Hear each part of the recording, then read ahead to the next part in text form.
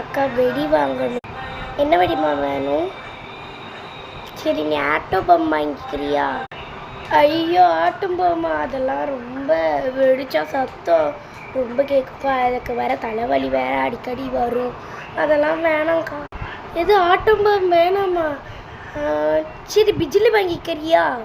ஐயோ சரவடி பட்டு வச்சுட்டு வரதுக்குள்ளே என் மேலேயே தெரிச்சிருக்கா. அதெல்லாம் வேணாங்க்கா, எனக்கு சரவடினாலே பயம்க்கா.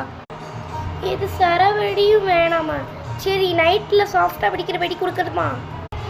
நைட்டில் வெடிக்கிற சாஃப்ட் வெடியை நீங்கள் கொடுங்க. மினி புஷ்பானம் வாங்கிக்கிறியா? அக்கா மினி புஷ்பானமா அப்படி வெடிச்சா தீபாவளியே போயிரும்க்கா. அப்போ காலையில் வெடிக்கிற மாதிரி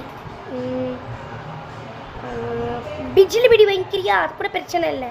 எது பிஜிலி வெடியா? பிஜிலி வெடிலாம் வெடிச்சா வந்துட்டு பொங்கலே வந்துடும். அந்த அளவுக்கு ரொம்ப கம்மியாக இருக்கும், ரொம்ப அதிகமாக இருக்கும். மினி புஷ்பானம் உனக்கு வேண்டான்னு சொல்கிறேன். சரி அப்போ பெரிய புஷ்பானம் வாங்கிக்கிறியா? அக்கா நீங்கள் சொல்கிற மாதிரி பெரிய புஷ்பானம் வாங்கினா சில பாட்டி வெடிச்சிருதாமா.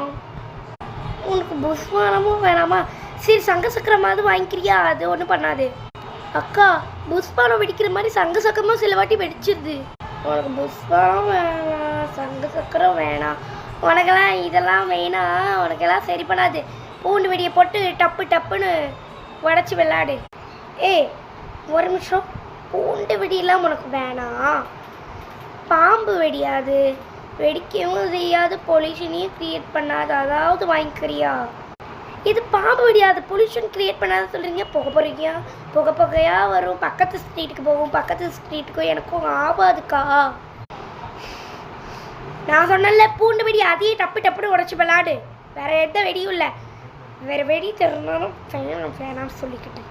ஐயா ஒரு கஸ்டமர் பார்த்தா இப்படி தான் ட்ரீட் பண்ணுவீங்களா? நான் வேறு கடையில் போய் பட்டாசு வாங்கிக்கிறேன். ஆமாம் நீ வேறு கடையில் வாங்கி கிழிச்சிட்டான் போடி.